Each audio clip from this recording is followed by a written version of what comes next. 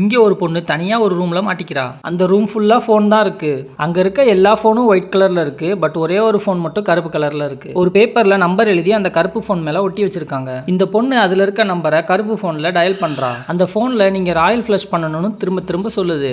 இவளும் அந்த ஃபோனை வச்சுட்டு திரும்புறா. அங்கே இருக்க இன்னொரு ஃபோன் அடிக்குது. இவ அந்த ஃபோனையும் எடுத்து பார்க்குறா. இதுலேயும் அதே வாய்ஸ் தான் வருது. இவன் அந்த ஃபோனை வைக்கலான்னு போறா. அப்போ திடீர்னு அதுலேருந்து தண்ணியாக கொட்டுது. அடுத்து எல்லா ஃபோன்ல இருந்தும் தண்ணியாக கொட்டுது. இவளுக்கும் என்ன பண்ணுறதுன்னு புரியாமல் கையில் அந்த பேப்பரை வச்சுக்கிட்டு எப்படி தப்பிக்கணும்னு யோசிக்கிறா. அதே நேரம் அந்த ரூம்லேயும் தண்ணி கொஞ்சம் கொஞ்சமாக நிறைஞ்சிக்கிட்டே இருக்கு. இவளும் அப்போ திடீர்னு மேலே பார்க்குறா. மேலே ஒரு டாய்லெட் தலைகீழ இருக்கு. இப்போதான் இவளுக்கு ராயல் ஃப்ளஷ்னா என்னன்னே புரியுது. அந்த டாய்லெட்டை ஃப்ளஷ் பண்ணால் தண்ணியெல்லாம் போயிரும்னு கண்டுபிடிச்சிடுறா. அங்கே இருக்க ஃபோனை பிடிச்சி மேலே ஏறி போறா. ஃபோனை பிடிச்சி ஏற முடியாமல் திரும்ப தண்ணிக்குள்ளேயே விழுந்துடுறா. தண்ணியும் பாதி ரூம் அளவுக்கு நிறைஞ்சிருச்சு. எப்படியும் தண்ணி நிறைஞ்சா மேலே தான் போகும். அப்போ போய் ஃப்ளஷ் பண்ணிடலான்னு வெயிட் பண்ணுறா. கிட்ட போனதுக்கு அப்புறம் தான் தெரியுது அந்த டாய்லெட்டில் ஃப்ளஷ் பண்ணுற ஹேண்டில் இல்லைன்னு. என்ன பண்ணுறதுன்னு யோசிச்சுக்கிட்டு அந்த பேப்பரில் இருக்க நம்பரை பார்க்குறா. அப்போ தான் இவ யோசிச்சு பார்க்குறா.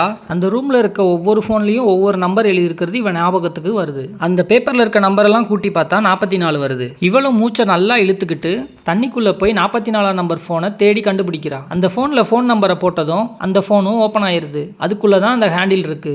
இவன் அந்த ஹேண்டில் எடுத்துட்டு வேமா மேலே வந்து அந்த டாய்லெட்டில் ஹேண்டில் மாட்டுறா. உடனே ரூமே தலைகீழ மாறிடுது. இவன் அந்த டாய்லெட்டில் உட்காந்து ஃப்ளஷ் பண்ணுறா. உடனே எல்லா தண்ணியும் வெளியே போயிருது. ஆக்சுவலி இவ்வளோ நேரம் நடந்தது உண்மை கிடையாது. இவ VR கேம் தான் விளையாடிக்கிட்டு இருந்திருக்கா.